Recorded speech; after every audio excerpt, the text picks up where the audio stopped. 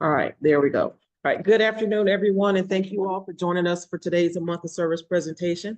We're here today for our Money, Health, and Wealth Financial Capability series of debt management and getting free. My name is Nia Murray. I am the programs coordinator with Neighborhood Recovery Community Development Corporation, and we are one of the partners in the A Month of Service collaboration. Also included is the City of Houston's Department of Neighborhoods, and we have us joining us today is Ms. Cecile Carlson. On behalf of our sponsor, we have Ms. Monet Cheney with Family Houston, who's going to be presenting today, along with another one of our AMOS partners with Lone Star Legal Aid, Mr. John Ross Trevino, who will be presenting the information for you today about debt management and debt collection practices as well. But also included in the partnership is the Earl Carl Institute, Texas Legal Services Center, Houston Volunteer Lawyers, Harris Central Appraisal District, and the Harris County Tax Assessor Collector's Office. And together we make up a month of service. And basically a month of service is the collaboration of all 8 organizations, all of us coming together on a monthly basis and offering a variety of different workshops and resources and information to the community relative to asset building, asset protection, the maintaining of generational wealth, and community empowerment. We know that there are a lot of underserved communities that are out there that don't have access to a lot of information. So we decided collectively to come together and pool our initiatives basically to try to create a larger impact and reach more people and provide information to the community collectively. So that's why we are here today, to provide you guys with some financial capability information from our series. This debt management course is actually one of the 8 courses in the financial capability series that we host on a monthly basis. We are here on the first Wednesday of each month. Areas related to credit, insurance and debt management and savings and budgeting and credit, and just about everything related to financial capability is included in this series. So we, on behalf of the month of service, we want to thank you all for joining us this afternoon. We are happy to have you here. Let's see. I think we got everybody in. Just wanted to make sure we got everything. Okay. So without further ado, we're going to go ahead and get started. Know that this is an opportunity for you to ask questions of the professionals that we do have here today. If you're joining us on Zoom, please feel free to type your question into the chat or unmute yourself and ask your questions at the end of the presentation. Do know that we are broadcasting live on our social media platform on YouTube, as well as sharing it on our Instagram and Facebook pages. So we do ask that you try to keep your questions to be as general as you possibly can, so that your personal information does not get out there, and we want to try to protect your privacy as best as we possibly can. So do keep that in mind. But again, this is your opportunity to ask questions of the professionals that are here. Do know that information that is provided here is for educational purposes. Nothing is to be considered legal advice. However, we do encourage you to reach out to our legal service partners if you do find yourself in need of any civil legal assistance. In addition to that, you may also reach out to Family Houston if you are interested in having a one-on-one financial coaching session. And they're both going to go into a little bit more detail about the services that they actually offer as well. So without further ado, we are going to go ahead and get started. We're going to have them introduce first, and then we'll move on into the presentation. So Cecile, why don't we have you introduce first? John Ross will have you introduce, and then Monet, you can go, and then you can move on into your presentation. Thank you, Nia. Good afternoon, everybody, or good evening. Thank you so much for being here despite the rain. I'm excited to listen to the presentation, and thank you to our community partners for their time today. It's an excellent opportunity to get information from people that are experts in their field, that know what they're talking about, and to get that information distributed in the community. So thank you so much for being here. All right. Hi, and yeah, thank y'all for being here. Forgive me, the rain's really coming out, so if I get distracted, there's some thunder and lightning behind me, or if y'all hear some noise, forgive me. My name is John Ross Trevino. I'm an attorney with Lone Star Legal Aid. We provide free legal services for civil matters. I am the managing attorney of our housing and consumer division, We provide a whole host of civil legal help with civil issues like family, consumer, housing, evictions. But as it relates to consumer issues, we do debt defense and we do bankruptcy. Those are kind of the main, issues involving debt. I'll be happy to answer any questions. And again, yeah, keep it in mind that we're going to be very public, and so keep your questions general. And if you have specific questions, I encourage you to reach out to Lone Star Legal Aid and apply through our online portal at lonestarlegal.org. Okay, Monet. Good evening. My name is Monet Cheney, and I am a senior financial stability coach with Family Houston. And here at Family Houston, we offer free financial and employment coaching to all age groups, actually 14 and up. And I'll talk a little bit more about our program as well as our teen and young adult program, if there are some young adults on the meeting today. But give me a second. I'm going to share my screen so we can get started with this month's presentation.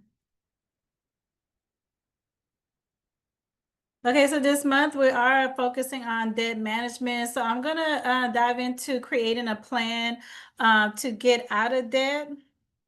And so just some learning objectives. We're going to learn how to get started with a debt management plan, understanding how to use the debt snowball strategy to become debt free, and then learn ways to manage future debts.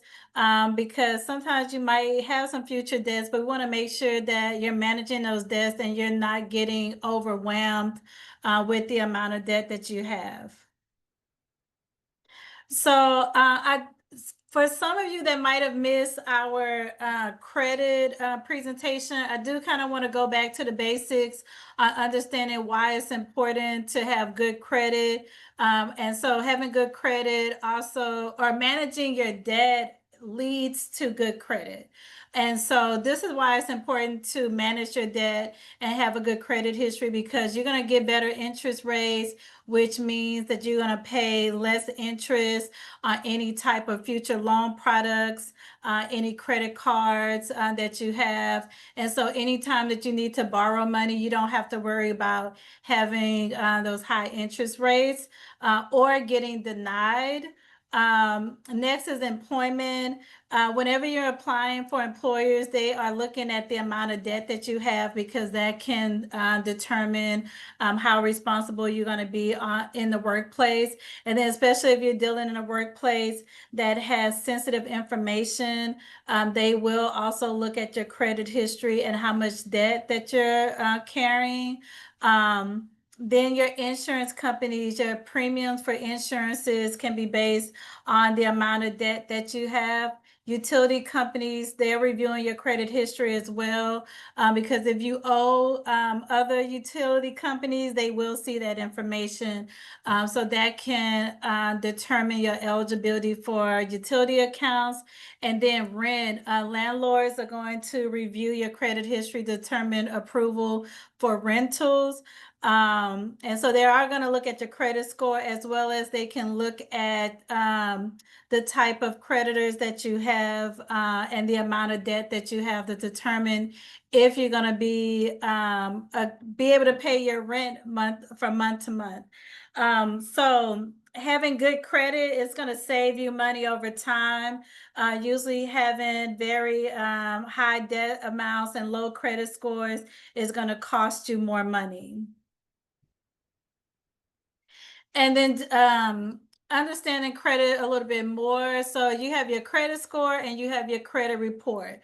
Your credit score is only a number that shows how reliable you are at repaying your debts. The higher your score, the better the approval odds and interest rates that you receive. And the credit score is based on the information from your credit report. So your credit report is where you're going to get a full detail of all of your accounts over the last 7 to 10 years. And then there's 3 credit reporting agencies: TransUnion, Equifax, and Experian. And then with your credit score, there's multiple credit scores. So you have FICO, you have Vantage, you have CreditWise. But it's most important to be familiar with your FICO score because most lenders, even like landlords, when you're renting, if you're trying to purchase a house, if you're trying to buy a car, credit card companies, most likely they're going to look at your FICO score. And then how long does this affect your credit history? So it's very important to understand this information because at some point in time, some accounts are going to fall off of your credit history. It doesn't mean that you don't owe them anymore. It just means that it's not going to be reported on your credit report. So following the rules of the Fair Credit Reporting Act, this act states that most negative items must be removed from your credit report 7 years from the first delinquency date. So this is the first time that account goes delinquent. If you start paying on that account again, then that delinquency date is going to change if you go delinquent again. So it's always going to be from the first delinquency date. And then Chapter 7 bankruptcy filings are for 10 years on your credit report as a public record. Judgments are 7 years or until the state statute of limitation expires, whichever is longer.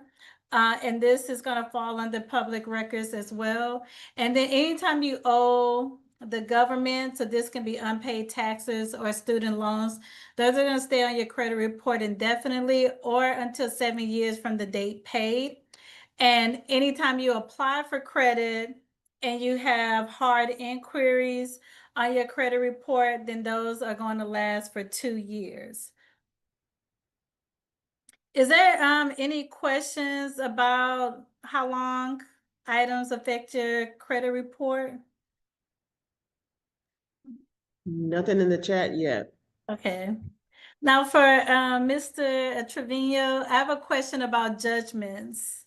So with judgments, I just wanted to know, what is the Texas statute of limitations for judgments?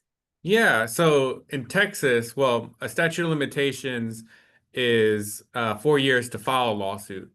A judgment Okay. stays active for 10 years. Okay. And so, you know, as far as having to pay back the judgment, it could stay active for up to 10 years and then longer if they do stuff to reactivate it. But as far as I think the credit reporting services go, you know, according to the FCRA, it would remain on your, you know, credit until 7 years. Okay, okay. Thank you so much. Yeah. So when it comes to correcting errors as well as fraud on your credit report, here are some ways to correct information, because sometimes there can be some errors on your credit report, and then also identity theft does happen.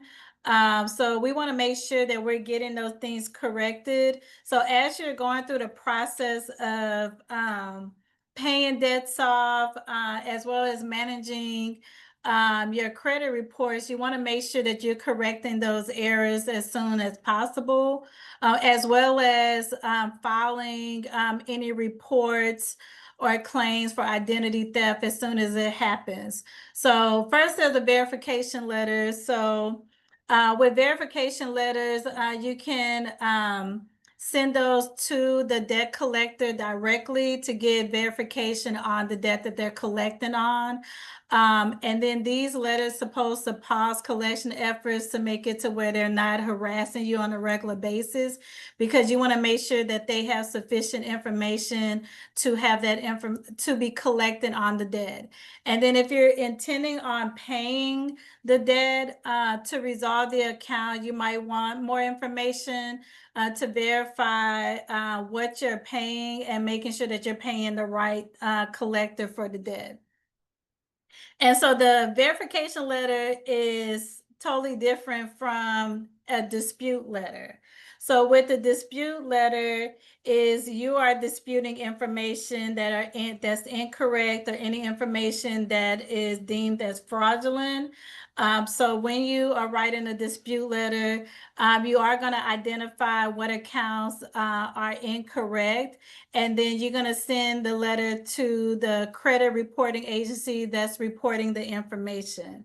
And in that letter, you're going to explain what information is incorrect, why it's incorrect, and then include any type of information to support your dispute. With identity theft, if you have fraudulent accounts due to identity theft, you do want to go to identitytheft.gov to submit a report and then follow their recovery plan to get accounts removed from your report.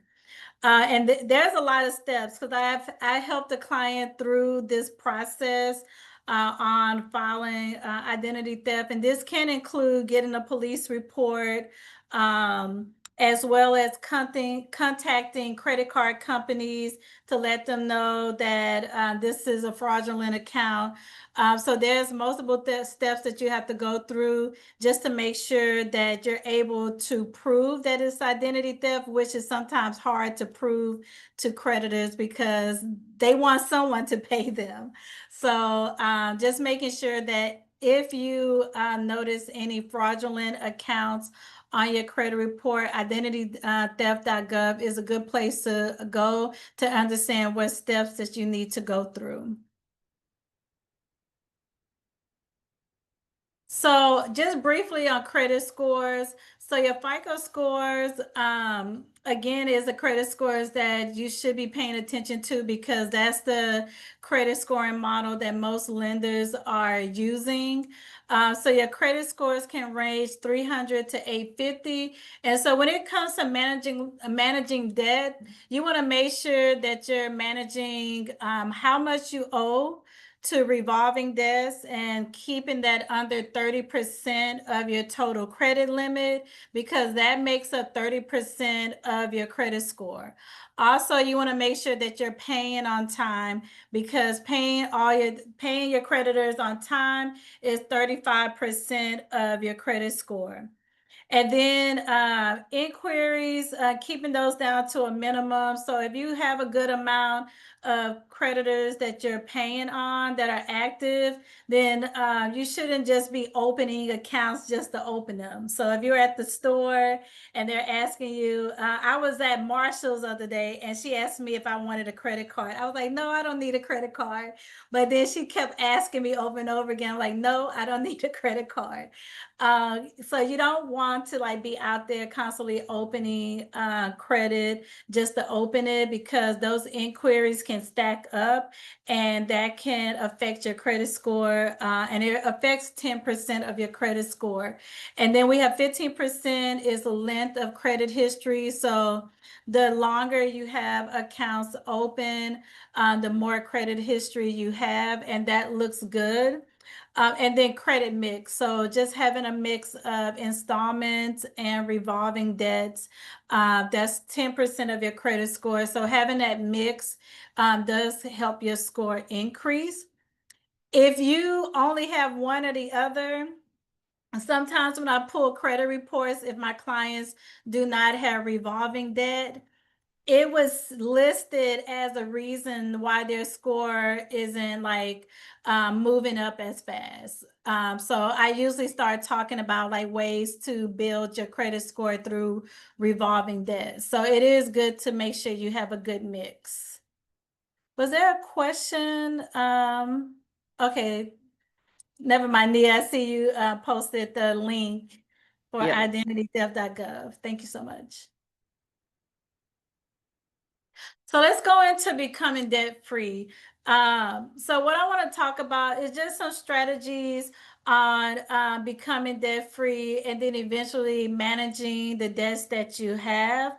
Here are some reasons why it's important because once you pay debts off, first, you're increasing your disposable income that can go towards savings or go towards wants. A lot of time having a lot of debt payments, it can eat up your income very fast. And then you just have this burden of always like paying someone else versus paying yourself.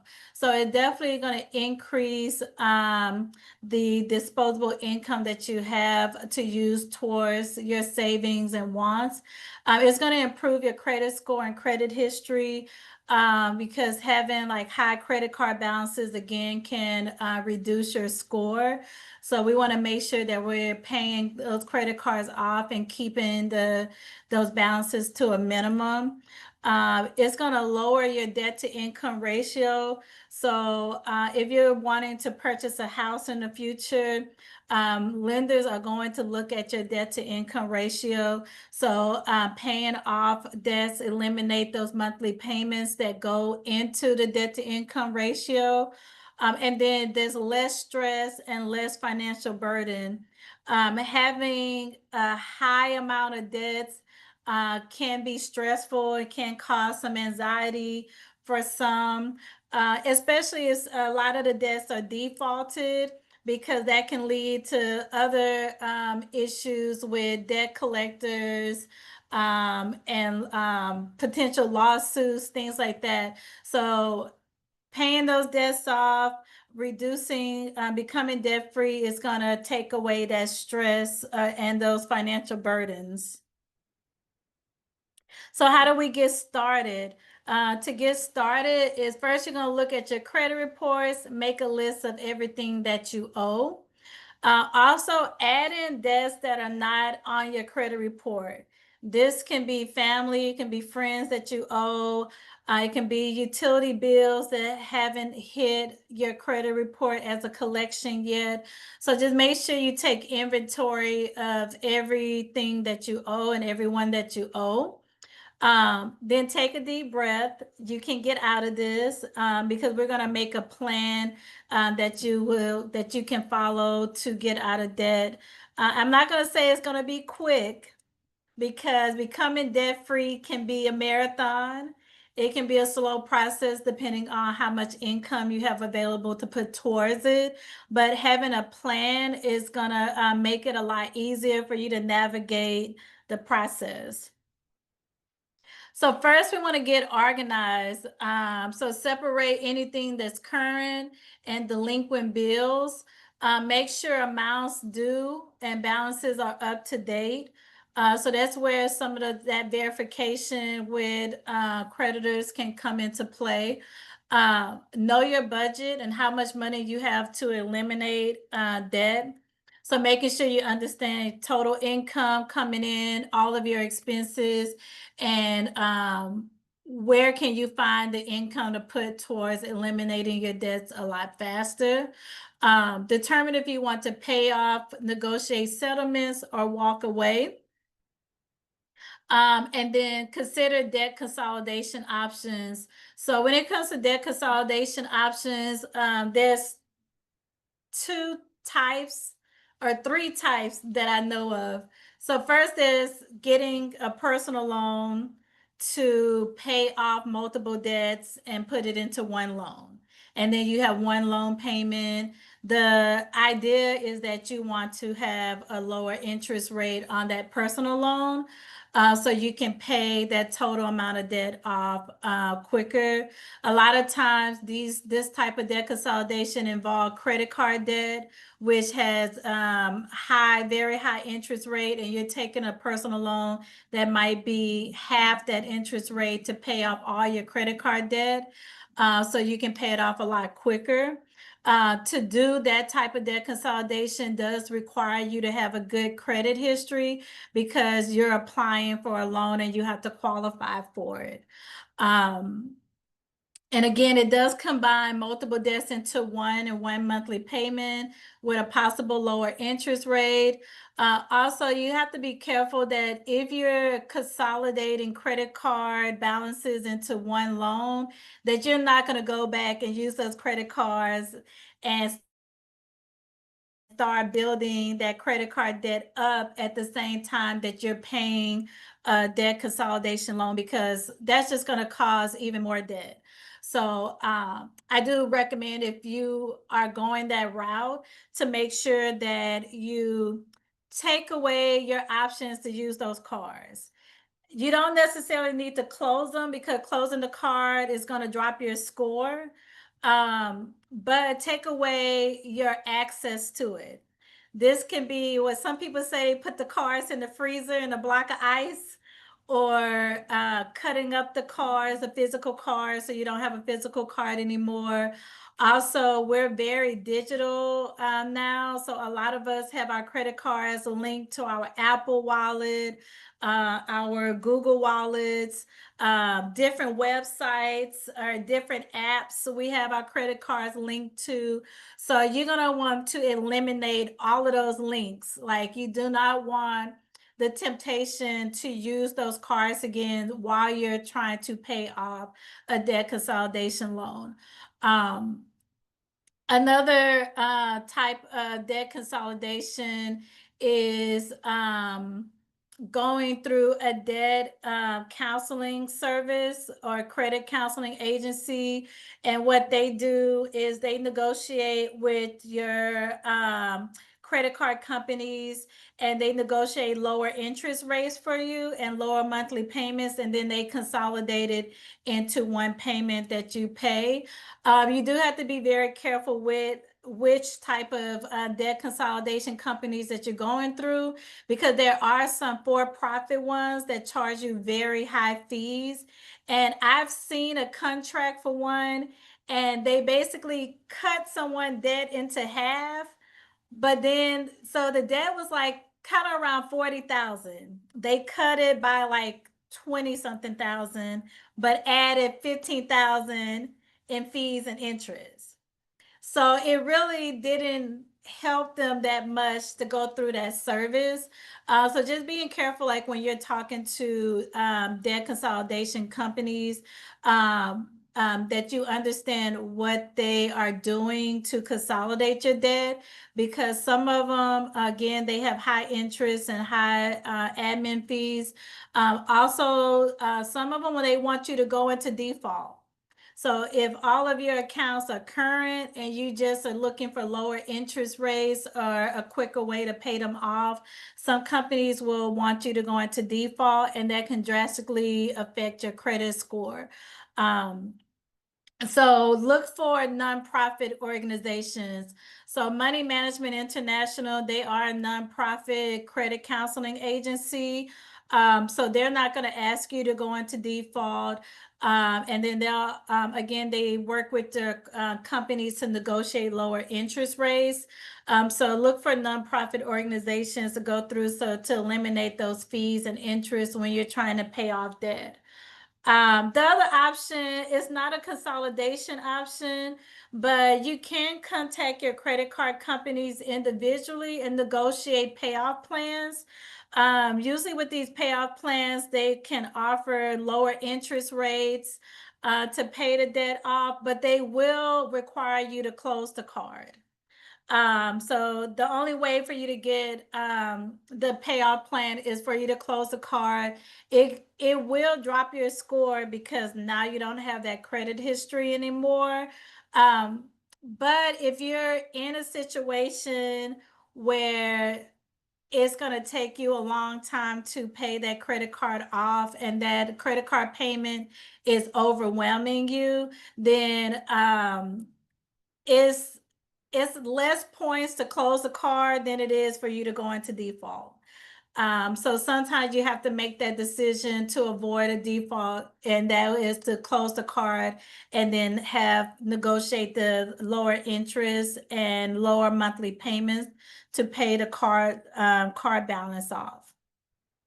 Lastly, if your debt level is so high to where it's going to be very unaffordable for you to pay everything off, then you can determine if you need to declare bankruptcy.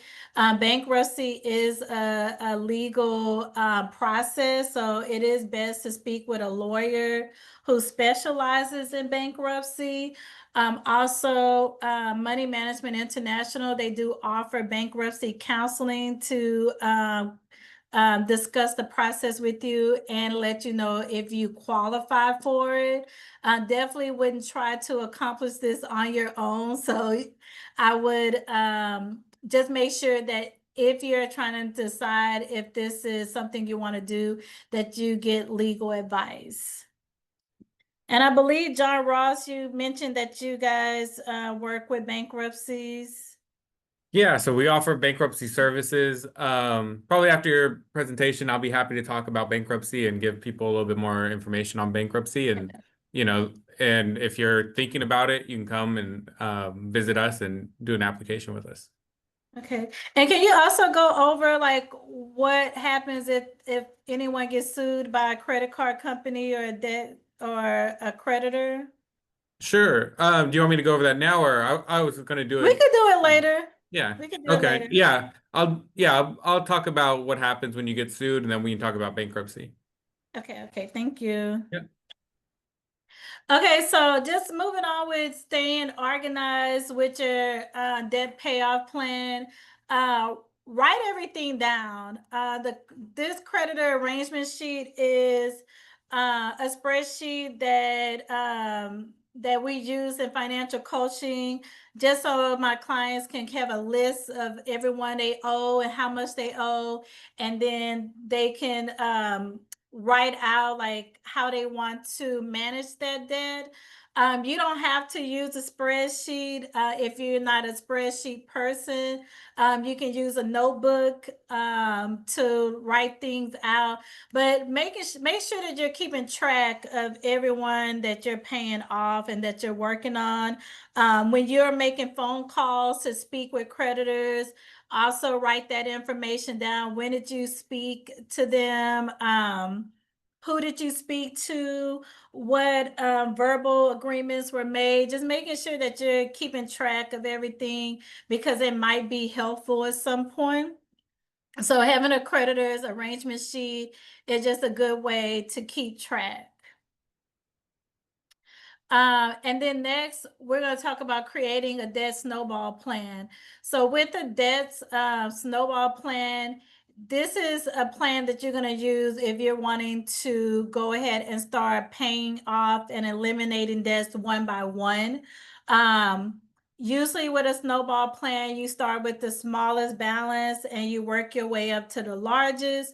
And what you're going to do is, for the first account, you're going to add a little bit of money onto that minimum payment.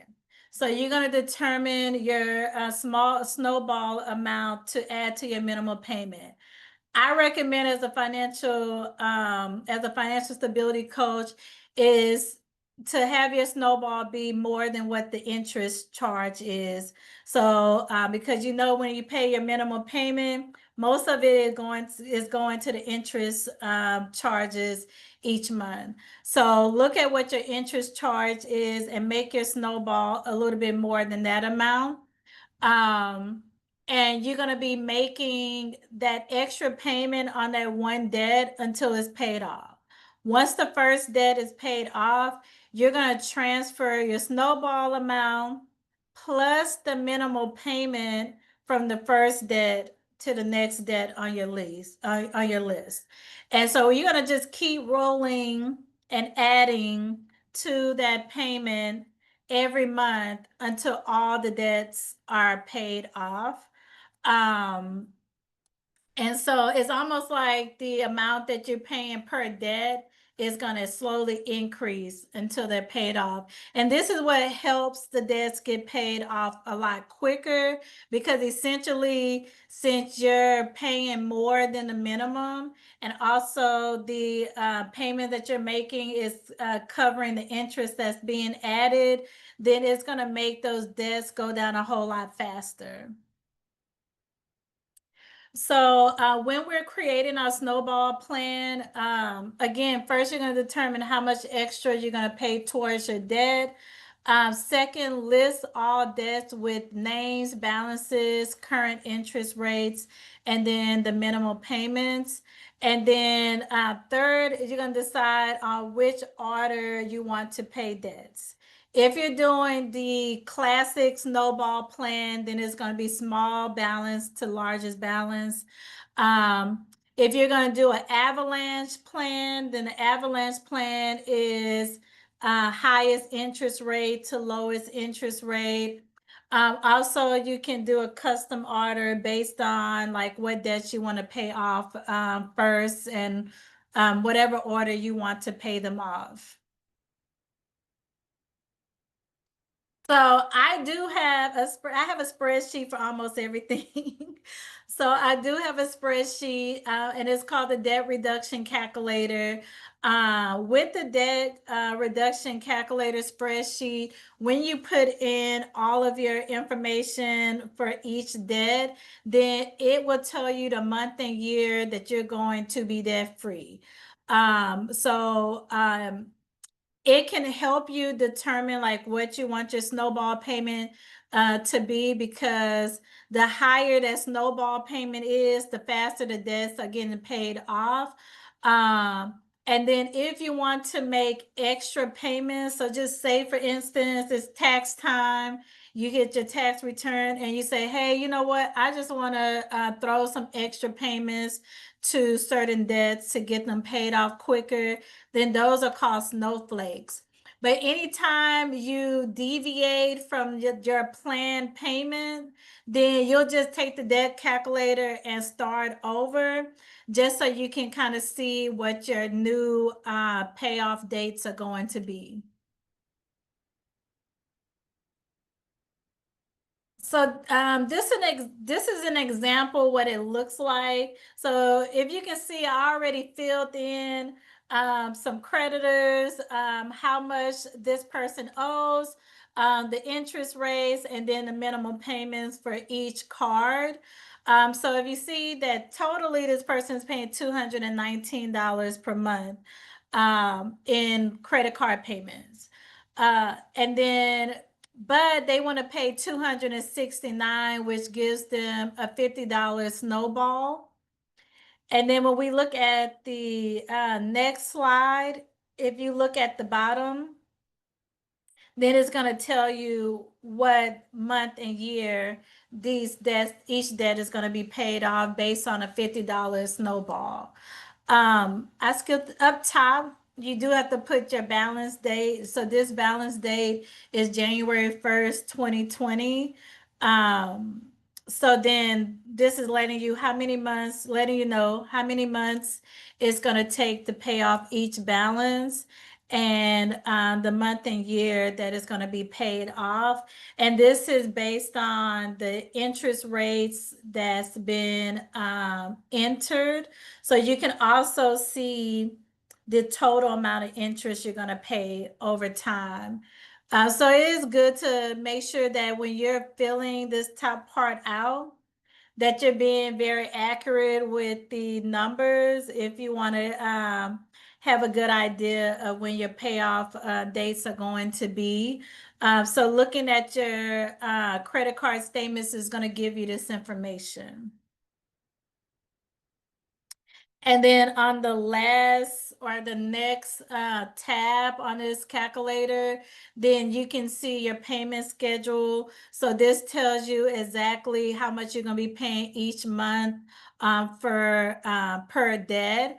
And then if you can see, every time a debt is paid off, that amount is just added on to the next one, and it just keeps adding on until they're all are paid off.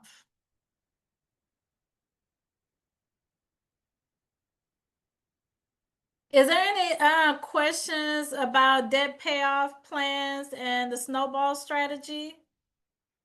Nothing in the chat yet. Okay. Has anyone tried this before? Tried a snowball plan or heard of the snowball plan? No, I haven't heard of it. This is my first time hearing about it. Okay. Because I know it's famous with Dave Ramsey. Dave Ramsey Okay. talks about it a lot. But it is a very it's a very good plan to follow. And then Nia, I don't know if I sent this to you before, but I can send a blank copy to Nia to share with everyone. Yep, Yes. I have it, so I'll send the template out to everybody Yeah, as well. okay. Yes. And then also, you can find that one on Vertex 42. But if you Google search snowball calculators or debt reduction calculators, you can find like other calculators to figure out like how long it's going to take you to pay off debts based on your interest rate and monthly payments. Yeah, that sounds like a good idea. I actually screenshotted it when you posted that. Yes, ma'am. Okay, so if your credit history was affected due to the amount of debt that you have, at some point, you might have to start rebuilding your credit history and rebuilding your credit score. So here's just some tips just to go about building a good credit history. So if your credit history was affected, then you want to start rebuilding as soon as possible, because the length of your credit history matters when you're building your score. And then if you do not have active credit history, start as soon as possible.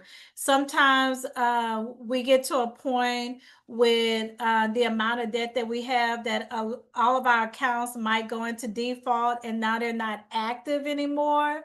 And then, so you're gonna have to have some open active credit to start building your score and building your score back up. So you're gonna want to do that as soon as possible because the length of good credit history does matter. Trust me,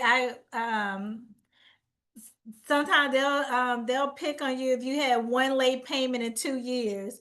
So you want to start like building that good credit history again as soon as you can. And then start small. So building your credit history doesn't mean you have to go and get a loan for $1,000 or get like spend a big amount on a credit card. You want to start small because you want to make sure that you do not build up that debt again to where it's unaffordable for you to maintain. So start building your credit history with affordable credit builder options, such as credit builder loans. So make sure the credit builder loan isn't more than you can pay per month. Or secure credit cards. Usually secure credit cards only have limits at minimum $100. And then some minimum deposits are $300 depending on the card. So just start off small with a small limit, just so you can kind of get back, so you can learn on how to be wise with a credit card again. And then make sure that your credit cards are not going over 30% of your limit. So maybe make one purchase under 30% of that limit and then pay it off each month. And then keep a monthly payment budget friendly. So just make sure that whatever credit builders you're getting, it fits into your budget. So doing your budget every month is going to make sure you understand that those payments are fitting into your budget. Lastly, pay all bills on time. So as you saw earlier, your payment history is a big factor that affects your credit score and history. It makes up 35% of your credit score. So you want to pay all your bills on time. And this also goes for bills that are not reported to the credit bureaus every single month. So your utility payments, your rent, even cell phones, because if you stop paying your cell phone, then that means that bill can become a collection item.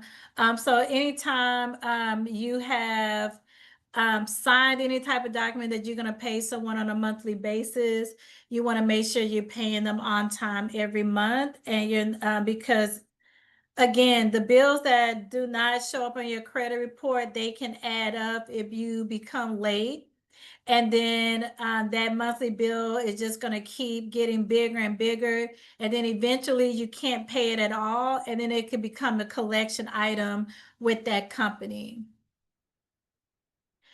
And there's just some other tips to building good credit, as well as maintaining your debts and managing your debts a lot better in order for it to build good credit. Develop a budget and stick to it. So do your budget plans every month. And then also getting new credit cards does not mean you have more income. Credit cards, any personal loans you get, those are an expense. So anytime you borrow money, it should be in your mind that it's an expense and it's not additional income for you to spend every month. So do you want to make sure that those monthly payments are going to fit into your current budget? Save money so you can be prepared for rainy days and big purchases. So make sure you have an emergency fund. And as you paying debts off and become debt free, then that can allow you to start saving more money so you don't have to always borrow to do things or borrow for emergencies because you already have that money saved up. So basically you're just borrowing from yourself and paying yourself back. Again, pay all bills on time. Keep credit card balances low or aim to pay off monthly. So making sure you don't have high credit card usage. Check your credit. I have annually here, but I feel like you should check your credit on a regular basis. We get a lot of, I get a lot of scam texts, emails, phone calls. So I know everyone else is getting the same communication. So you just want to make sure that there's no fraudulent information on your credit report. Also, a lot of times there's the people that are close to you are the ones who have access to your private information.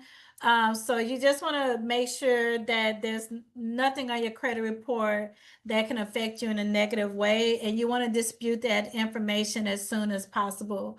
So just always check and monitor your credit reports on a regular basis.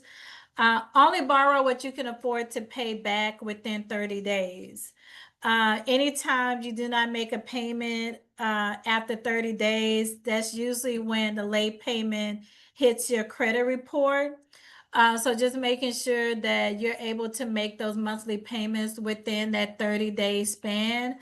And then protect your identity at all costs. So again, ignore any phishing phone calls, text messages, emails. Also be careful of like people reaching out to you, because sometimes someone might reach out to you with some type of scam that's too good to be true, and they're fishing for information. So just be careful of who you're giving your information to. Protect sensitive information at home to make sure that no one have access to it. And then again, we're such a digital society now. A lot of times we're putting our credit cards and checking account information on different websites and wallets on our phones and things like that. So that means that people might get access to it. So just make sure that you're using secure websites and secure Wi-Fi networks and things whenever you're using the internet and you're using like your account information online. Here are some debt management resources. So for free credit reports and also access to your credit scores. First is annualcreditreport.com, where you can get all 3 credit reports for free. It used to be once a year. I don't know. I know during COVID, they had where you can like pull your credit as many times as you want. I'm not for sure if they went back to the once a year, but when you go to their website, you can double check if it gives you an option to look at it multiple times. Otherwise, you can pull it for free once a year. Experience, you can create an account with Experian directly, and you can get their credit report for free, as well as a free Experian FICO score. myfico.com, you can get Equifax FICO score for free. But if you want the other two, you do have to pay. Also, myfico.com will give you your mortgage scores if you're trying to purchase a house, as well as give you your auto lender scores if you're trying to purchase a vehicle. So sometimes it's good to pay for your credit scores from the source. Credit Karma. Credit Karma is good for free credit history and monitoring. They do give you TransUnion and Equifax credit report. They give you a credit score, but it's a Vantage score. So that is not the same as FICO. So I would not compare Credit Karma's credit score to your FICO score, because you're going to be disappointed, because one is going to be higher than the other. So if you are applying for credit, make sure that you're going to myfico.com to get your scores, because that's going to be a lot more accurate. But it is safe to say if your Vantage score is going up, then your FICO score is probably going up too. They're just going to be a different number. And then lastly, online banking and your credit card statements will provide a FICO, a credit-wise score depending on the company. So you can check your bank mobile app or website to see if they provide a credit score. I don't think they provide the credit report, but they will provide a credit score, and they'll tell you what's affecting your credit score. And then again, credit counseling services, Money Management International. I only recommend them because I know that they have low admin fees, and then they have different credit counseling services based on what your needs are. And then if you're wanting to do free financial coaching, Family Houston, we do offer free financial coaching. And then with our financial coaching session, we do give you your TransUnion FICO score for free. And then we go over your TransUnion credit report. And then we just talk about your overall financial goals. We do provide other resources as well. If you're needing different resources or tools to help you reach your financial goals. Any questions for me before we move on? I don't see anything in the chat or on social media just yet. But if there are any other questions in the meantime that somebody else thinks of, please feel free to type them in the chat or unmute yourself and go ahead and just ask. But we are going to go ahead and move on with Mr. John Ross Trevino with Lone Star. Okay. Do you want me to do my contact information? Oh, I'm sorry. once we're Yeah, done? I thought you did that part. But yes, go ahead and do that. Okay. Yeah, so if you want to schedule with me for financial coaching, I do financial and employment coaching. You can reach me at my cell is 832-987-2023, or my email is mchaney@familyhouston.org. So that's mcheney@familyhouston.org. And earlier I did mention that we serve age groups 14 and up. So if you're between 14 and 24, we do provide the financial employment coaching for our teenagers and young adults through our Youth on the Move program. And then we have some additional resources for that age group.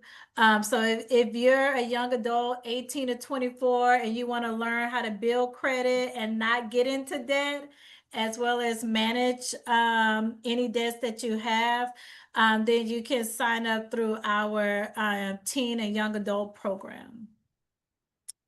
And that's it for me. Do you want me to close out? Yeah, I guess I'm Yeah. gonna share. So I got my own presentation, so I can Yes. share that. All right, let's pull it up.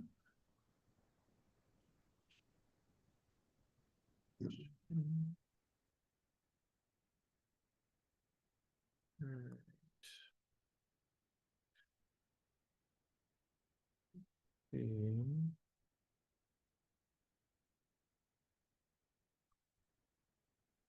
Sorry. All right. Again, my name is John Ostrevino. I'm an attorney with Lone Star Legal Aid. I'm going to be talking to you today a little bit about credit and debt and the legal aspect of it. I want to thank the last presenter. I thought that was very good, very insightful. Yeah, very insightful. A lot of what she touched on, I agree with completely and going to echo it a little bit. Let's see. Okay. So first, I was going to give you some information on credit rights. As she said, at annualcreditreport.com, you can get one free credit report. As she said, during COVID, there's free reports once every week. I think it is only once a year now, but you can pull it from all three. You can go to annualcreditreport.com. Opt-out pre-screen allows the consumer to opt out of credit card offers. I'm sure everybody gets it in the mail. You get a new credit card offer almost every week. The spam mail comes in. This is just a great option so that you can opt out of that, and so it doesn't come on and tempt you with new credit cards.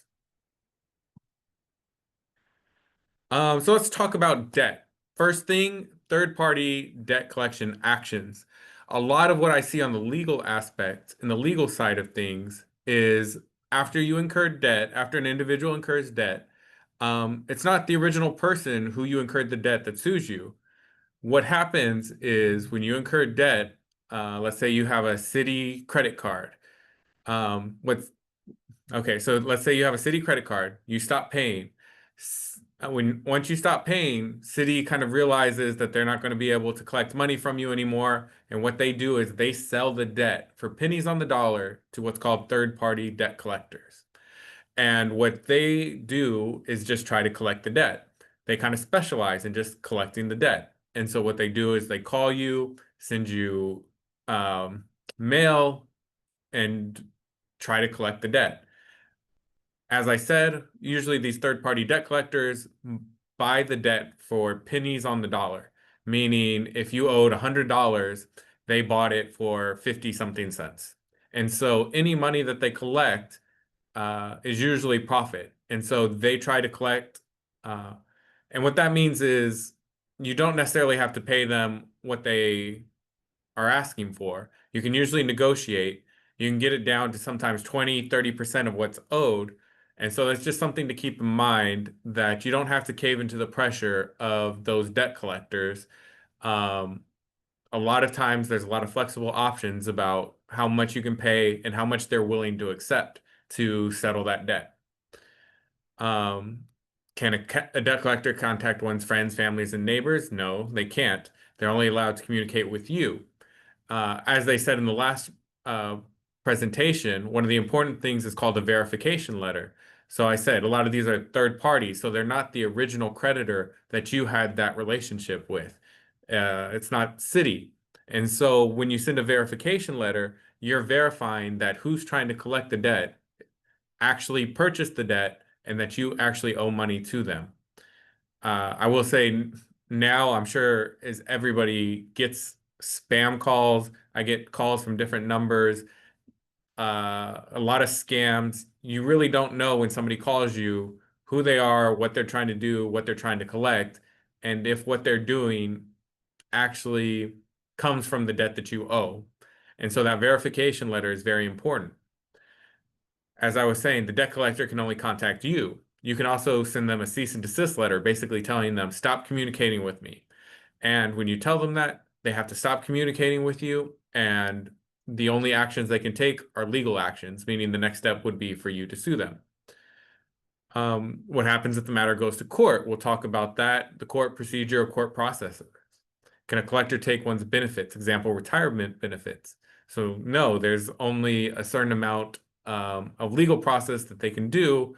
And even if they get a judgment, there's only certain things that they can collect. We have laws that protect consumers, basically saying that we don't want someone to take the shirt off your back.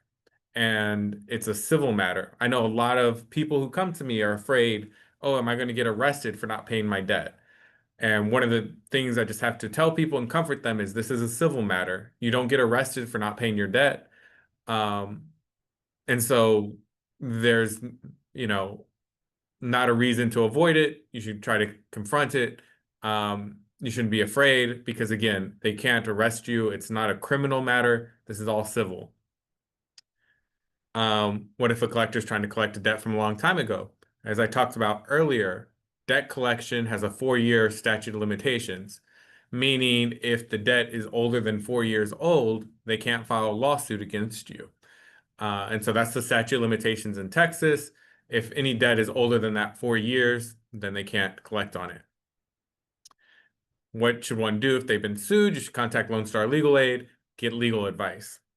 Again, if you believe that debt collectors violating the law, contact Lone Star Legal Aid, contact an attorney, get legal advice. So I was saying, debt's a 4-letter word. It's spoken in hushed tones. Many consumers have it. It's just very prevalent that it's debt, but a lot of people are afraid to talk about it. But as a consumer, you have rights. You have rights under the federal law. You have rights under state law. And those rights are affected by third-party debt collectors. So again, all those debt collectors that specialize, the third-party debt collectors that specialize in collecting on your accounts, there are laws specifically to protect you against them. Again, many people have been harassed by them in the past, and so there are specific laws saying they can't harass you and they can't contact, other people besides yourself. So they can call you, but if they call you, they must send you a written notice within 5 days of that initial communication. They must notify you of your right to request validation. And we talked about validation. Validation is important because it validates that the person who's calling you, trying to collect the debt, actually owns that debt and actually has the right to collect it from you. Again, it's very important to validate that debt. We talked about it earlier. And then they must stop contacting you if you dispute the debt or have an attorney. So if you dispute the debt, you tell them to stop contacting you. They're supposed to cease, desist. If you have an attorney, they're not supposed to contact the consumer. They're supposed to go through their attorney because they're represented. So when the debt ends up in court, so one of the main things I want to emphasize is don't do the ostrich defense. Basically, that means avoiding the lawsuit, thinking that it'll go away. If it ends up in court, what happens is they have to file a lawsuit against you and they have to issue citation. What citation is it's delivered by a process server informing you of the lawsuit. Once you get that formal warning, usually by a constable or a process server, that indicates that there's a court proceeding against you and you need to react. That citation will tell you when your answer is due. What an answer is basically you saying what's called a general denial. You stating, I deny what the plaintiff's saying, and I demand strict proof for them to prove up that debt. The debt collector, the person trying to collect from you, has the burden of proof in a lawsuit. You're able to just generally deny it and make them meet their burden to prove it. So once you get that lawsuit, it's your responsibility to file an answer. What an answer is basically you acknowledging the lawsuit and you giving your contact information to the court. When you file that answer, that is how the court will communicate and send important notices to you. Those important notices are like hearing dates, trial dates. And so if you don't file an answer, you're not going to get any notices. You may not get any notices. If you don't file an answer and respond to the lawsuit, they have a right to seek what's called a default judgment. Basically, since you didn't acknowledge it, then that's the same as admitting it. And the other side, the debt collector, can ask the court to issue judgment for them. And so they'll get a judgment. And so what you want to do is make it, as difficult as possible. You want to avoid that default judgment. If you ignore it, they will get a judgment against you, and that has implications on your credit, on your life, on how they collect it. And it's going to be a lot more pain to ignore a lawsuit than to, process and deal with it. So what's the worst case scenario? So the lawsuit, like I said, is they issue the citation, you file an answer, and then the court will give you notice of your hearings or trial. At the trial, they have to put on their evidence. You can dispute the debt. You can say it's not your debt.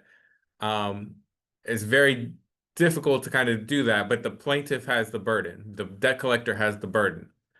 I would encourage you to go seek legal help with third-party debt collectors. There are very technical arguments that lawyers can be successful on in getting that lawsuit dismissed, but I think it's very difficult for somebody without an attorney to do it.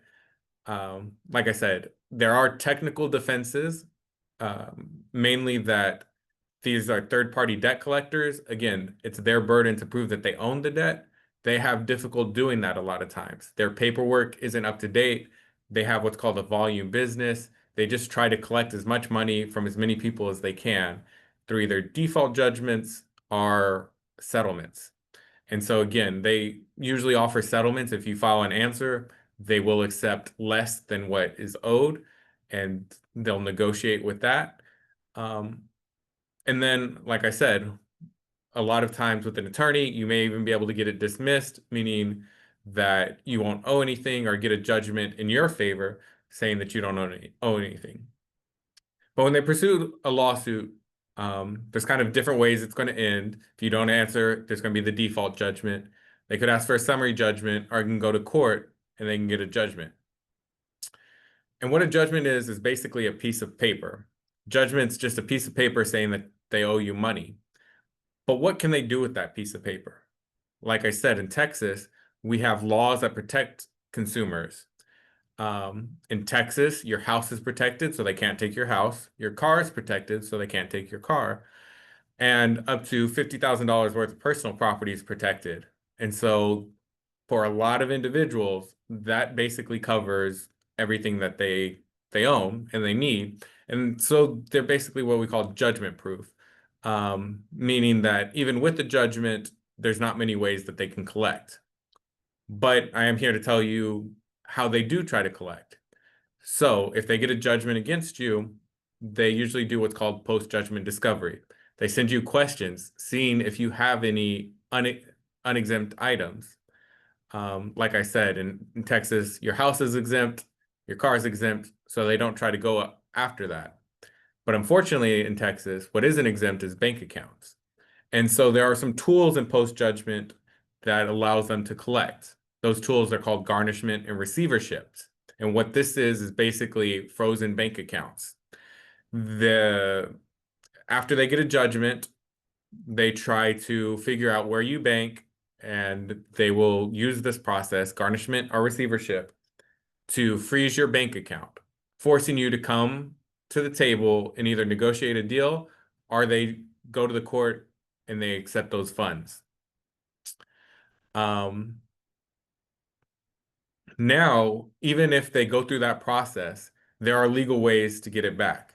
There's forms that they have to provide for you if they freeze your bank account that tells you how you can contest it. You can contest it by telling the court that you have exempt funds and what they filed is exempt. And so that's kind of the legal process as far as court goes. There's another process for debt solution in bankruptcy. Bankruptcy is federal law, and your case happens in federal court. So most of it is federal law. with only a small sliver of state law being applicable. Bankruptcy is very technical, and I encourage you to get an attorney for doing bankruptcy too. The important part about bankruptcy to acknowledge is the different types of debt. So there are secured creditors and unsecured creditors. A secured creditor is one who has interest in your property, something like your house or your car.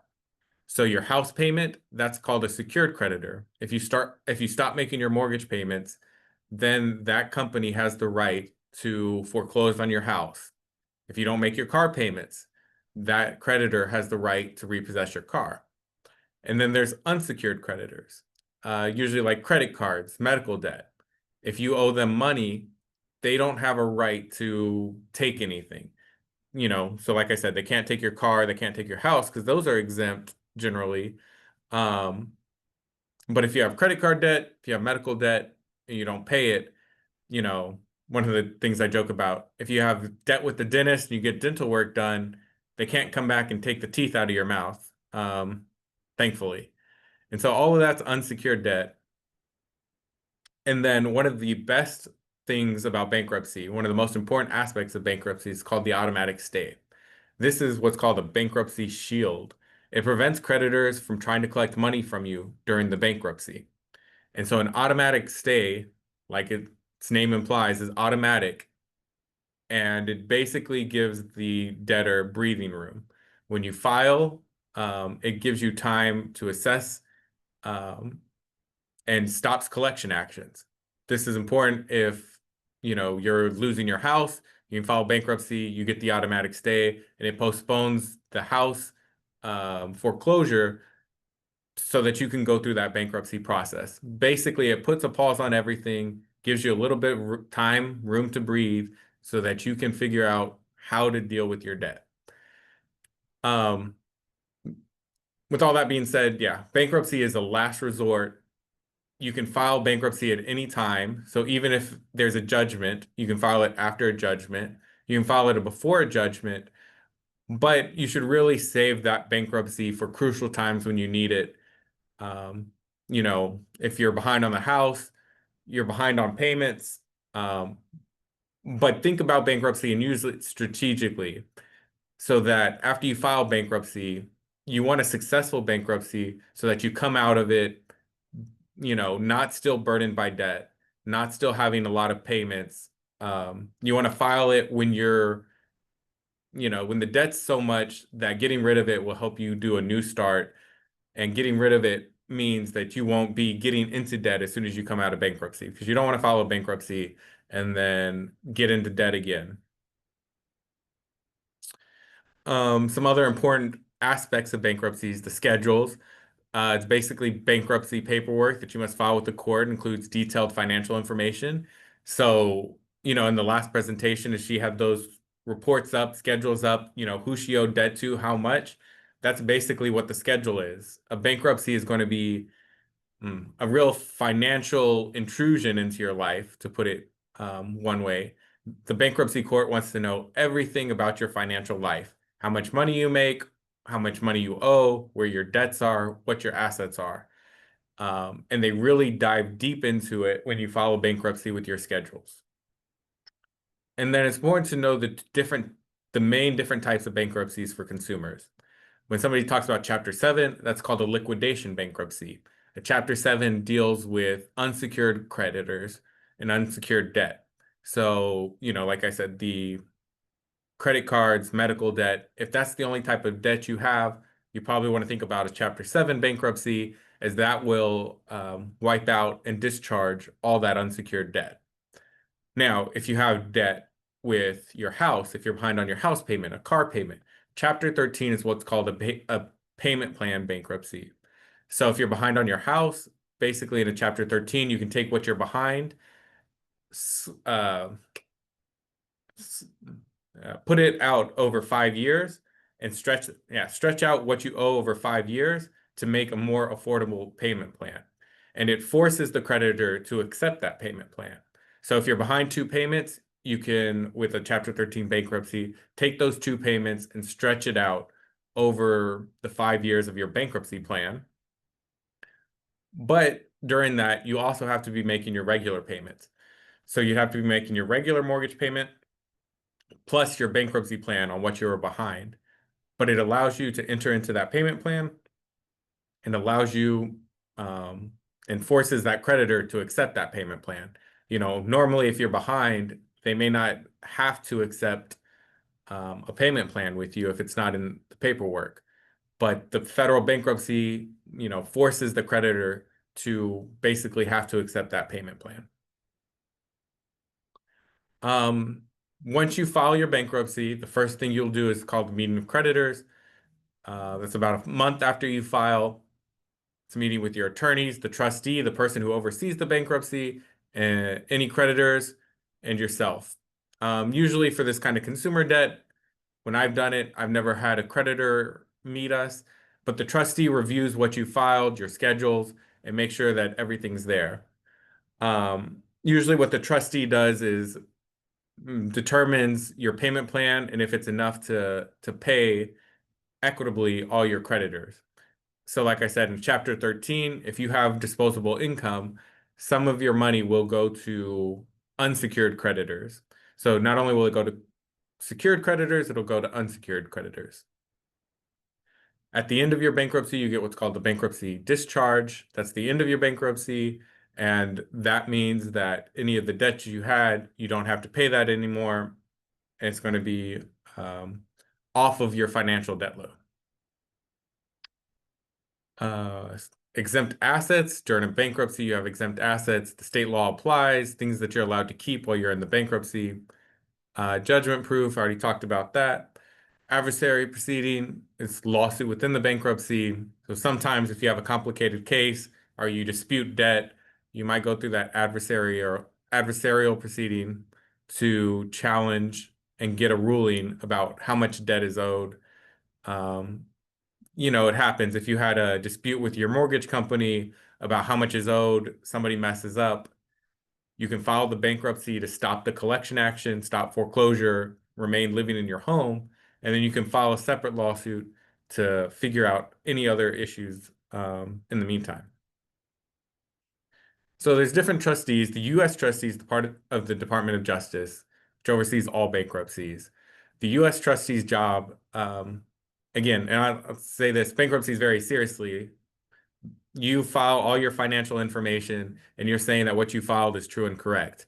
And there's somebody from the US government that if you're not being truthful with what you file, you can get in a lot of trouble. It's called bankruptcy fraud. And the US trustee is the person that oversees it. And so, yeah, you have to give accurate, truthful information. And then there's different bankruptcies that oversee the Chapter 7 bankruptcy, the Chapter 13 bankruptcy.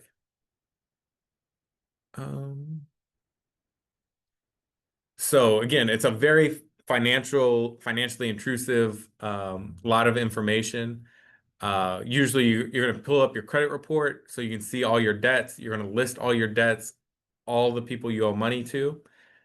And as part of that bankruptcy proceeding, you also need to have your tax return filed for the last 4 years.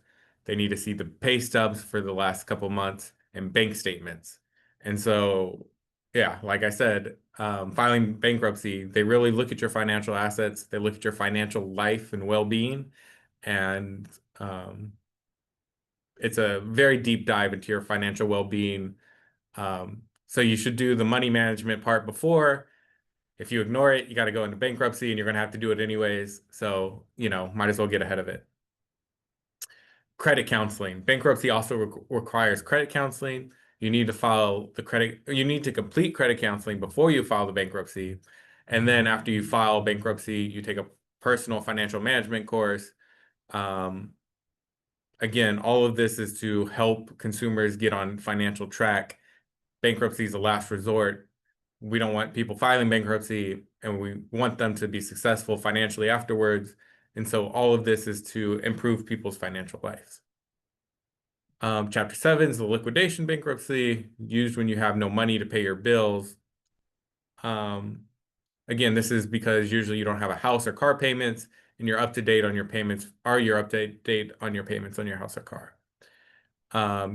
You might be able to get a filing fee waiver Normally there's a filing fee, but with Chapter 7, you might be able to get a waiver. When you file the Chapter 7, your unsecured credit card, the unsecured creditors like the credit cards usually get no money. Usually because when you file Chapter 7, it's because you're unable to make the payments. All that unsecured debt's discharged. You get to keep all your exempt assets, and the process takes about 4 to 6 months from start to finish. Again, you need to talk to an attorney to make sure that all your assets are exempt. If you have assets that are not exempt, maybe stocks or something that you could use to pay creditors, the trustee will take those assets, take control of those assets, sell them, and use it to pay your creditors. I think stocks might be the most common thing to think about. There's other states where houses aren't exempt, and so it's something to think about. But if you have something that's not exempt, then that trustee in a Chapter 7 can take it, sell it. And so you want to talk to a lawyer, make sure you don't have any of that before you file. Some debts are not dischargeable: child support, student loans, income taxes, and criminal fines. You can only file Chapter 7 bankruptcy once every 8 years if you've previously filed a Chapter 7, or once every 6 years if you filed a Chapter 13. So again, it's important to think about and consider before you file a bankruptcy, because you're not going to be able to get to file it every couple years. Like this says, once every 8 years for a Chapter 7. So you want to utilize that and make sure you're using it strategically for your financial health. Chapter 13, you have a filing fee, but you can apply to pay for it in installments. This is a payment plan bankruptcy. So during the bankruptcy, you will be making a plan payment every month during the duration of the bankruptcy. Again, this is used to save your secured assets like your house or your car. You must have regular income. They make sure that you're able to make the payment. If you're not able to make a payment, then that bankruptcy barely gets started. And then payments are made over a 3 to 5 year plan. The benefit is your unsecured debt will also be discharged. The bankruptcy lasts from 3 to 5 years. If you're trying to save your house, very specific procedures to follow. And again, you can keep your exempt assets. With a Chapter 13, you're in charge of your assets during the procedure, but you need to make payments and keep up with your payments. Failure to make the payments means your bankruptcy will disappear, and the creditor can go after the things like your house, your car, whatever debt you're behind on.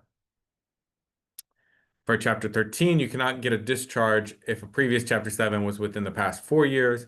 It cannot file if you get a discharge in a previous 13 within the past 2 years. So there's time limits and time frames on the 13.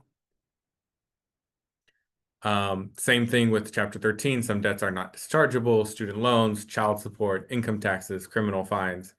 Fortunately, all that's just not dischargeable, meaning you can't get rid of it using the bankruptcy process. You must complete your payments over the course of your plan to get the discharge. If you don't complete your payment plan, you don't get the discharge on your unsecured assets or on the unsecured debt. If you don't make your payments, your case will be dismissed.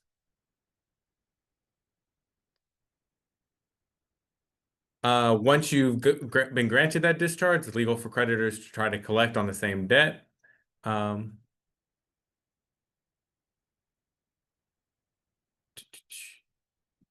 So what should you do to protect your bank accounts and or your house?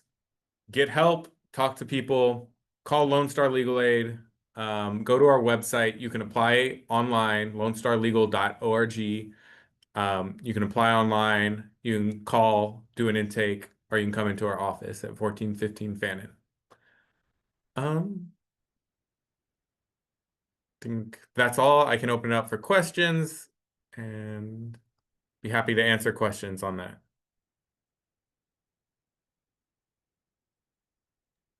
Hey, I was trying to put the link to your website in the chat also because the link goes out to all of the participants as well. And of course, the computer's going slow. LoneStarLegal.org. Why won't it- Okay, are there any other questions of the participants here before I get into my list of questions? And I was like, I have questions Uh, too. I have questions about the bankruptcy for the Chapter 7 and the Chapter 13. So you said the Chapter 7 is for the unsecured debt, and for the Chapter 13 is for the secured debt. So if you're not looking to liquidate your assets, can you use a Chapter 13 for unsecured debt as well, and vice versa? So you wouldn't want to. So in a 13, you'd have to be making payments. And so Kind of defeats the purpose then at that point. yeah, in a Chapter 7, you can get rid of your unsecured debt without having to make any payments. And so that's just the better course of action to do. Okay, so Um, that's not an option then for people if they're So that does remind me, as part of that question, you can start in a Chapter 13. I said if you don't make the payments, it might get dismissed, but you can also convert it into a Chapter 7. So if you had the idea that you're going to make the payments and go through all of that, but the bankruptcy is 3 to 5 years and life happens, you may not be able to complete it. You may still be able to convert it to a Chapter 7 and get a discharge on the unsecured debt. Um, so yeah, you do have the ability to, if you start a Chapter 13, unable to complete it, you might be able to convert it to a Chapter 7 and still get a discharge under a Chapter 7. okay. Trying to watch the social media too to make sure I don't have any other questions. Monet, you want to go ahead and ask your questions as well? Yes, I do have a question. Yeah. Because so one thing that I see a lot are apartment related collections. And so a lot of my clients don't know like where the amounts are coming from. Mhm. And a lot of times they're not getting the itemized list from the apartment Apartment. complex. And then also like once it become a collection, then they don't even know what is entailed in that amount. Like one client, I think she owed like 15,000 and she don't even know what it's all for. So how can like individuals go about fighting like against like um apartment debts in general? It's similar process with apartment debts. One of the things I find useful is there's security deposit laws. And so usually when you move out, um, I've lived in apartments and then they ding you for this or that and the cleaning fees and they tell you you owe stuff after you move out and just a hassle about them telling you after you move out how much you owe. And so there's security deposit laws. When you put a security deposit, they have to return that security deposit to you. If they don't return it to you, you can send them a letter asking them to return it to you. And within 30 days, they have to give you either the money back for your security deposit, or they have to give you a list and reason why. So they have to give you that itemized list of the the account. And so that's one thing we use. On your question, I think there's just other issues about what are they charging?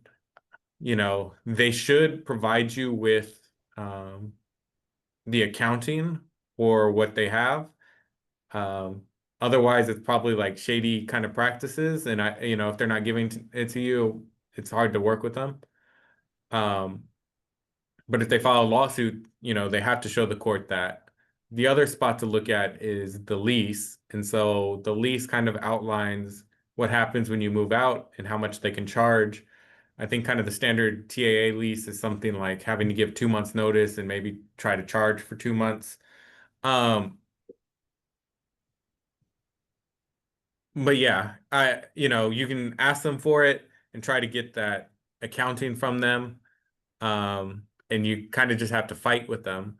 Another thing I see with them is the same issue of you lived with, one apartment complex, but it's almost the same thing with third-party debt collection. They sell it to some kind of debt collector and they're trying to collect it. And so you're going to have the same defenses that I talked about, them having to prove that they own the debt. You can ask for that verification and validation of the debt. And so you kind of have those same defenses. And that's what I've seen with apartments is, yeah, even when you're behind on apartments, they sell it to a collection company, and that collection company is the one who's going after you. Being in real estate, I've had that same issue before where a client will go out and they'll start, trying to submit an application for a rental property or what have you, or even to go and try to purchase a house. And then they see, oh, the lender pulls a credit report and you've got a collection against you for an apartment that you had from 6 years ago or something like that, that they never knew about. But then when they try to reach out to the apartment complex, then it's, oh, well, we're the new property management company, or we're now the new owners and what have you. Then what does a consumer do in that point if it's changed ownership or if it's changed property management companies, and then they don't have information from 5, 6 years ago?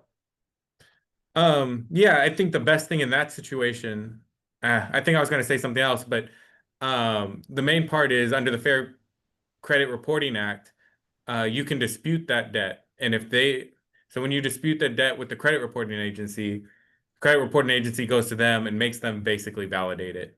They need to provide all that information, and you can use that process. So the thing I was going to add is when you apply for a new apartment complex, you do that credit reporting. If they deny you for whatever you're applying for, they have to give you the reason and the credit report they used. And so you can see, I mean, I guess you're kind of saying that stuff, but you can see who's saying that you owe them money. And then you can dispute that with the credit reporting agency. And so, if it was somebody you didn't have debt with, you go and you dispute it with that credit reporting agency. Gotcha. So Okay.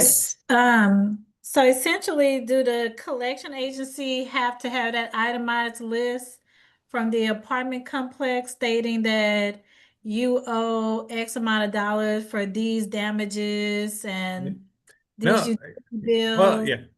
Yeah, I think they do. As you talked about, when we Which talked about, burden of proof do they have to have? I mean, if you dispute it, because you can dispute the debt, then, they have to provide proof that they own it and how much you owe. And so they need those documents to prove it.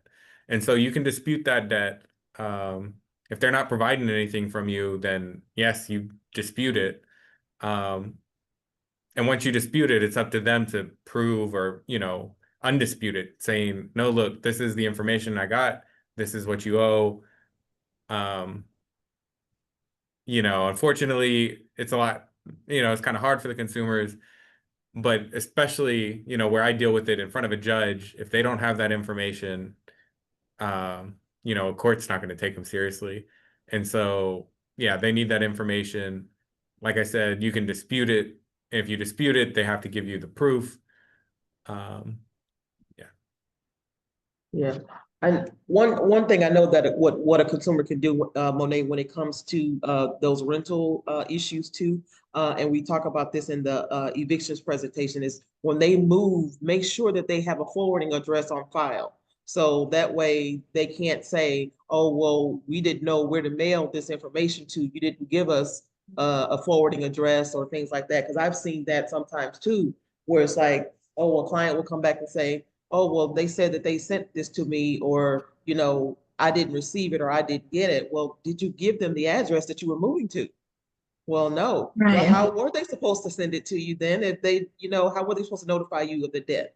So, yeah, that gets a little Yeah, that goes on the foggy. security deposit too. They can't send you the security deposit if they don't know your forwarding The new address. address. And so, yeah. Mm-hmm. Well, Okay. I know for me, I take videos of my apartment before I move out.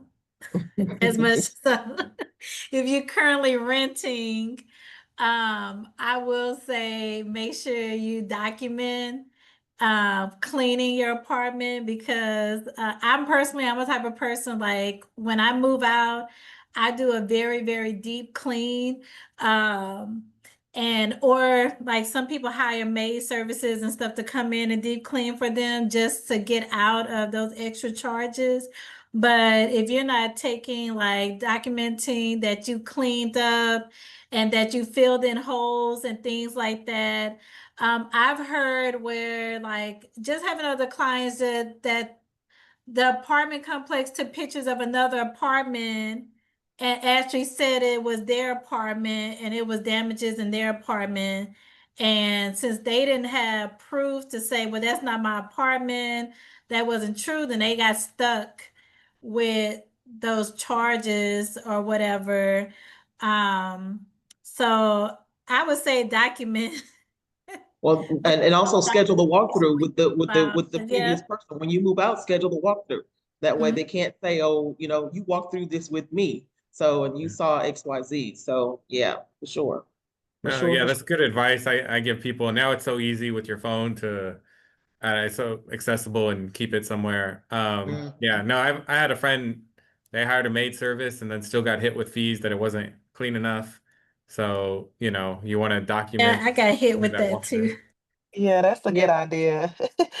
Yeah, I got yeah. hit with that too, and I was like, I put my all into cleaning this You put that apartment. elbow grease in there. Yeah. Honestly, the apartment was cleaner than it was when I moved in. When I Oh, moved, wow. Well, and then and they also have to consider, depending on how many years that you've been in there, if they've never Correct. cleaned the carpet, if they've never painted or anything like that, if you've been in there 4, 5, 6 years, that's normal wear and tear, and that you're not responsible for then at that point. So, I mean, I'm not gonna go hire a whole cleaning service to come in and try to shampoo carpet when it was old Yeah. carpet when I moved yeah, they're in and supposed to tear it it hasn't up. been cleaned in. Yeah. So Um, yeah. so yeah, no, that's a good point. That's kind of the normal process I said is, I usually, well, when you ask for a security deposit and then they give you a list of everything, and then you basically are saying, no, that's wear and tear, that's normal wear and tear. You cross it out and have that discussion with them. And then sometimes you can get them to drop it. Mhm. Yeah, I Um, have a dispute letter if anybody needs one. Because again, I got hit with like, and I took videos and stuff of the apartment being clean. So they look for like, it was like little petty things to try to charge me for. So Or not to give you a deposit back. yeah, and well, actually, that apartment complex didn't require a deposit, so I felt like they were charging me stuff just to get me to pay something, because otherwise I would have gotten a deposit back. But I spoke with an organization that helps with Texas renters' rights, and so she told me to stop verbally going back and forth with the management company and the leasing yeah. office and to just send something in writing. So I just created my own dispute letter, sent it certified to the management company and the leasing office. And I told them what I'm not going to pay and why. I went through the lease and I was saying what was reasonable. Like I think they were charging me for nail holes. And I'm like, but the nail holes are reasonable according to my lease. Mm-hmm. I just never heard from them. Just Yeah. never heard from them again. Like they didn't send it to collections. They didn't respond to me. I just never heard anything back from them. But because I was willing to pay my utility payments, but I also had questions about that too. So I would definitely say if you move on an apartment complex and you're questioning any information that they're providing in the invoice, then I would just send them a dispute letter telling them, explaining why you want verification, because like my utility bill was tripled or something. It was a very high amount compared to the regular monthly payment. So I would definitely say, I would make sure you send that written letter to them, because sometimes going back and forth, it's like he said, she said, if that's correct. Um, And you don't have that documentation that you're disputing anything with them. Mhm. I have two questions also. The first one is about medical debt. How is it or what is it that a medical company, a medical debt collection can actually request of you? Because this is what I'm asking the question. I've seen on the insurance company will give you like a letter of explanation. Mhm. They'll give you a $10,000 bill, do an adjustment for the insurance company, and then what the insurance company paid, and then what the balance is due for you. But for some people that didn't have no insurance, they have the entire bill. So how could they adjust or legally do an adjustment for an insurance company, but then give a full bill to the consumer and try to collect for it when they don't have insurance? It's an interesting question. I'm trying to see. So I guess, um, I mean, if you don't have insurance, I mean, yeah, they kind of just bill you, and that's what the bill is. I know a lot of companies, so there's different hospitals, county hospitals, you can get medical stuff for discounted prices, and you may be able to go without having to pay the copay or very limited copay. At the county medical hospitals, I think maybe Ben Taub in Houston is one. Um, and so, ahead of time, look at that and maybe do those. I know that a lot of companies or hospitals also understand if you don't have insurance, they will cut the price, and they have programs to allow people without insurance to lower the prices. Um, Oh, so yeah, instead of $90 for national, we'll only charge you 30. yeah. My other question is about debt collection calls and things. I've seen people calls all times of the day. How many times or what are standard debt collection practices? And what are they allowed to say and not say to you when they're calling you and almost basically harassing you for debt collection?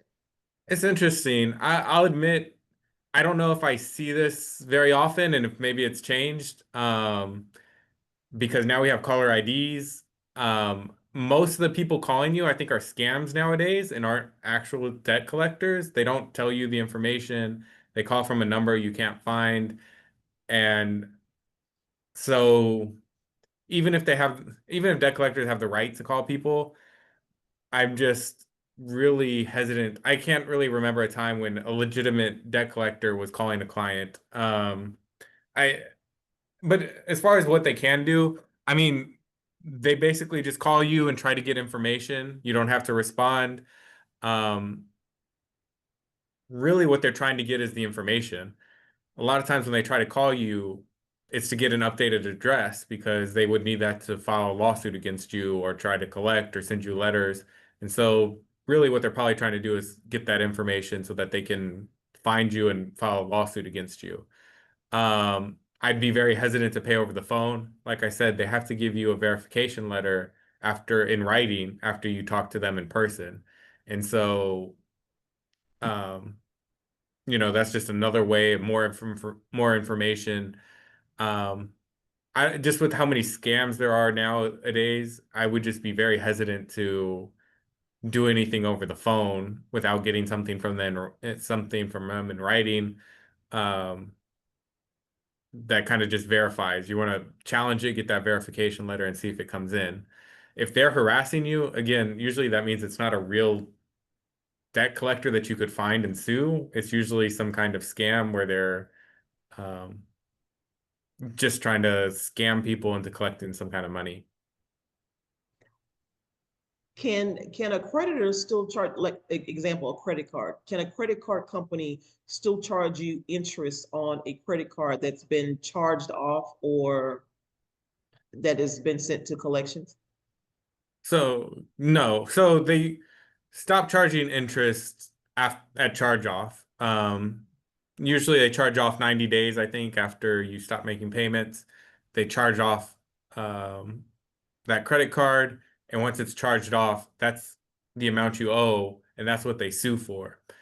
In a lawsuit, they sue for the charge off amounts, technically they could ask for prejudgment interest, meaning interest up until they got the judgment, but that would be less interest than a credit card. It would be like 5%, as whereas, credit card interest might be 26, 30 something percent. But technically they might be able to get that interest. They usually don't ask for it. They usually just get the amount and then post judgment interest. So you get charged interest on your judgment amount. I've seen also like all these, especially online, social media, these debt collect or debt consolidation companies. How do they work? And then are those good ideas or not good ideas for consumers to do debt consolidation or credit card consolidation type things? Yeah. I think it could work, as Monet talked about. Really what it is getting all that high interest. So if you have a credit card that's 36% interest and changing it to one, you know, one place to pay with a smaller interest. So you're getting that 30% interest and moving it down to 3, 4% or 7 or 8, however percentage it is, but it's going to be lower than your credit card bill. I think I had asked that question last year of you, Monet, and you were even talking about doing it yourself as opposed to going through one of Yeah. those companies to do your own, ask the creditor or Yeah, something for. so like with a credit card company, you can reach out to them and say, hey, I'm going through a financial hardship. I can't afford the interest and monthly payment. What are my options? And so they will kind of go over like what a payoff plan option would be. And that's when they close the card and they can drop your interest rate from wherever that 20, right now, what is like 28, 30%. They might drop it down to like half or less than half of what that current interest rate is. And then that can drop your minimum payment to a lower payment. And then it'll say, well, you have to make this monthly payment until this balance is paid off in whatever amount of years it's going to take to pay the balance off. So it's almost like the revolving debt becomes like an installment payment. And then they're probably most likely gonna want you to do an auto pay and as part of the agreement to make sure that you're making those payments. Otherwise, if you don't want to do it yourself, then you can pay a company like Money Management International to do it all for you, and then they consolidate it into one payment. But they keep the admin fees really low. Like one of my clients, I think he was only paying like $16 per credit card, which is cheap compared to someone saying, I'm gonna cut your credit card balances in half, but then I'm gonna charge you almost that amount in In fees. fees. Yeah, that's the part I was getting at And with a so like lot of money people. management, they're not gonna charge you interest, they're gonna charge you an admin fee, but they're not gonna charge you interest on top of the interest that you are already paying to those credit card companies. FYI, Monet can give you guys more one-on-one detail in your financial coaching session. Because we don't want to necessarily endorse a particular company on here as No. far as, debt collections and, all of that consolidations or whatever, but we're more than welcome to do a one-on-one session where you get more information about that. Yes, and then when you meet with me one-on-one, I actually give different options that you can choose from. So I don't really tell you what to do as far as your debt payoff strategies. I just go over the different options. And then if there's, because I think there are other nonprofit debt counseling organizations as well. And so we can explore the different options together, and then you can pick which one works best for you. As well as if you want to go through like just getting a personal loan to consolidate. Also, if you don't understand, because I did mention that there are some credit debt payoff companies that are for profit. if you don't understand like what they're doing to help you get out of debt, then I've had a client call them on the phone in my office just so I can listen to what they were explaining, because she didn't understand what they were explaining to her. Mhm. And they're fast talkers. Yes, and then they actually, the person on the phone from the company said something that was not true, that was absolutely not true. So she said that, first of all, this person in particular was all current on her payments, but she was overwhelmed with the monthly minimum payments. So she was looking for relief on reducing the monthly payment that she was making. And so this company basically told her that she needed to stop paying everyone before they can help her. Mhm. And then they told her that it would not affect her credit score that much. The person specifically said, "Oh, you're just gonna lose a few points." I'm like, "No," I'm like, "No, you won't." I'm like, a default can be like, you can go from like a 700 score to like a 400 really fast. If you have multiple accounts that are in good standing, and now you have to get multiple late, because John Ross, you said it take 90 days before they charge off an account. So just think about that. That's 3 late payments And 3 per account charge-offs. Mhm. and 3 charge-offs. And then not only are you getting those late payments on your credit report, you're also getting late fees and interest added to those accounts as well. And this is before this company is going to help you. And then once they help you, they're going to go through and they're going to negotiate settlements, because now the debt is closed and charged off. They're going to go and negotiate settlements. And then they're going to charge you a high admin and interest when you start paying them back on those amounts. So Yeah. I saw someone contract, it was around $40,000. It got cut down to like 20 something. But then all of the admin and interest that the company was charging was like 15,000.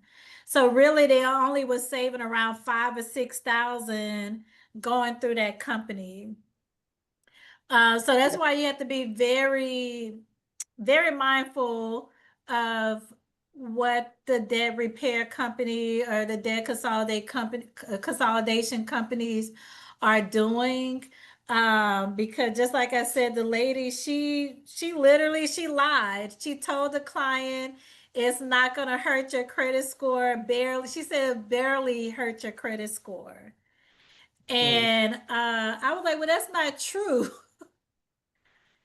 Yeah, you definitely want to be able to do your homework. I definitely recommend reaching out to some nonprofit financial coaches like Family Houston to get some other assistance and know what your options are as it relates to debt consolidation, Yeah. debt collections, filing for Mhm. bankruptcy, And debt contacting repair. attorney and debt repair companies and things of that nature, and even those credit repair companies or what have you. And know that these are options that, and I understand some people, they don't have time. They don't want to be bothered. They'd rather pay somebody to go ahead and just do it. And that's an option for them too, Yes. if that works for them. But know that you can do it yourself, that you don't necessarily have to pay. Or, you know, or if you find yourself being sued or whatever, that you don't have to necessarily go out and pay an attorney, that you can contact a Lone Star Legal Aid if you're finding yourself facing this civil issue that you're going to need assistance with. So there are options out there. So we wanted to make sure that we again get the resources and information to the community members out there so that they are aware that you don't have to keep your mouth closed all the time, but you have to reach out. You have to ask the questions. You have to ask around and do some research and things like that, that there are services that are out there that are available to assist, you know, wherever you can. So I will be sending out the contact information. I did put the links for some of the resources and for you guys as organizations in the chat. So you will receive the recording of this presentation and you will have access to the chat. In addition to that, in the email, I'll have the link of the recording along with the links to those documents that Monet, the snowball, those uh, debt reduction calculators and how they actually work. All those will be included in the email that I send out to you guys as well too. Let's see, our next presentation that we've got coming up for as part of the series, we're off for the month of July, and I actually wanted to talk to you one day about one for August that we had talked about before. So I'll send you guys out information about that. But our next one in the series won't be until fall, and that one will be living benefits and insurance, how to create your own GoFundMe.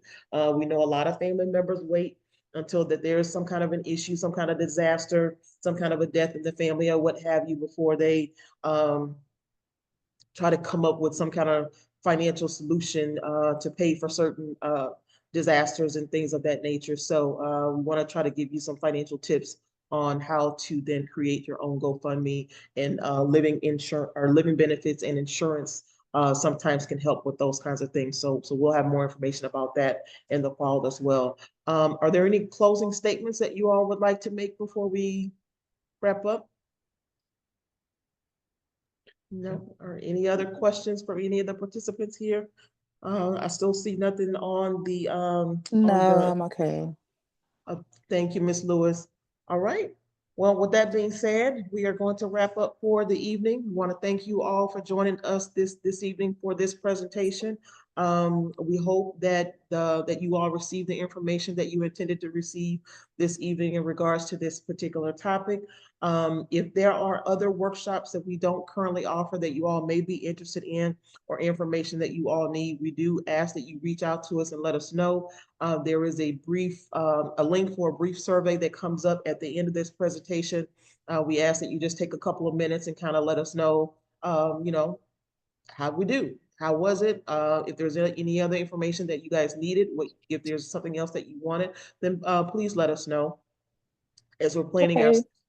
as we're planning our sessions for the fall, or trying to get ready for the fall, we want to make sure that we are planning meetings that are meaningful, or that are needed in the community. So please reach out to us and let us know, so that we can assist you as best way we possibly can.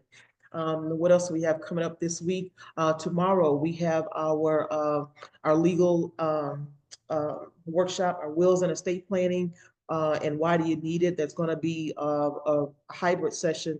It's online and in person at the Shape Community Center. Another attorney with Lone Star Legal Aid is going to be talking about that. On Saturday, we have our first time homebuyer education workshop that we're hosting this month for free at no charge.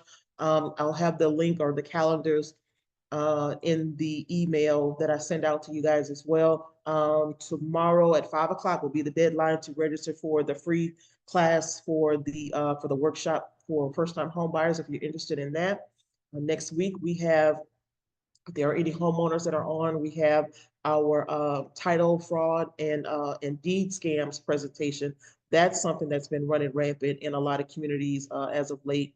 That's impacting a lot of the seniors, especially a lot of those underserved communities where there are air property issues, where they're being scammed and having fraud committed against their property, and they're losing their properties. So we're going to be doing that over at the Alice Young Library as well as online next Tuesday.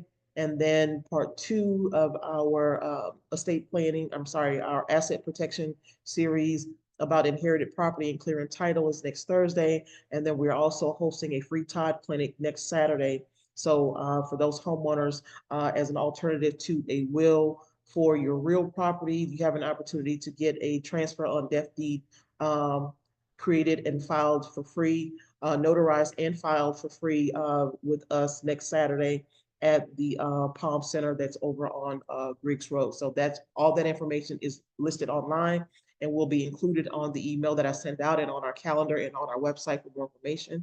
With that being said, Thank y'all very much. John Ross, Monet, we appreciate you guys taking the time this evening.